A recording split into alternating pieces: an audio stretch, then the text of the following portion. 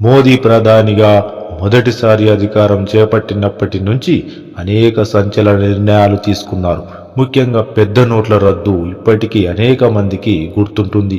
ఇవే కాకుండా గొప్ప గొప్ప నిర్ణయాలు తీసుకొని దేశాన్ని ముందుకు సాగిస్తున్నారు. ఇక ఇప్పుడు మోదీ మరోసారి ప్రధాని అయ్యారు. మూడోసారి బీజేపీకి మెజారిటీ రాలేదు.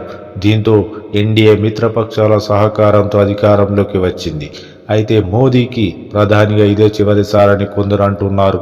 మళ్ళీ తర్వాత ఎన్నికల్లో బీజేపీ అధికారంలోకి రావాలంటే కొత్త ముఖం కనిపించాల్సిందేనని, మోదీ ప్రభావం తగ్గుతుందని, కనుక ఎన్డీఏ మళ్ళీ రావాలంటే ఈసారి కొత్త ముఖాన్ని ప్రధానిగా ప్రకటించాలని అంటున్నారు. ఈ క్రమంలోనే మోదీకి అత్యంత సన్నిహితంగా మెలిగే అమిత్ షా పేరుతో పాటు యూపీ సీఎం యోగి ఆదిత్యనాథ్ పేరు కూడా ఈ లిస్టులో ప్రముఖంగా వినిపిస్తుంది. అయితే మోదీ అమిత్ షా సమకాలికులు, అందువల్ల ఇద్దరు వయోభారంతో ఉన్నారు. ఈ క్రమంలోనే వచ్చే ఎన్నికల్లో వీరు ప్రధాని రేసులో ఉండకపోవచ్చని సమాచారం. కానీ ఎన్డీఏ గనక మళ్ళీ అధికారంలోకి వస్తే వీరు కేంద్ర మంత్రులు అయ్యే ఛాన్స్ ఉందని అంటున్నారు. ఇక ప్రధాని రేసులో యూపీ సీఎం యోగి పేరును పదే పదే ప్రస్తావిస్తున్నారు. దీంతో ఎన్డీఏ గనక మళ్ళీ వస్తే యోగి ప్రధాని అవుతారంటూ బీజేపీ శ్రేణులు ఇప్పటికీ అంతర్గతంగా ప్రచారం చేస్తున్నాయి.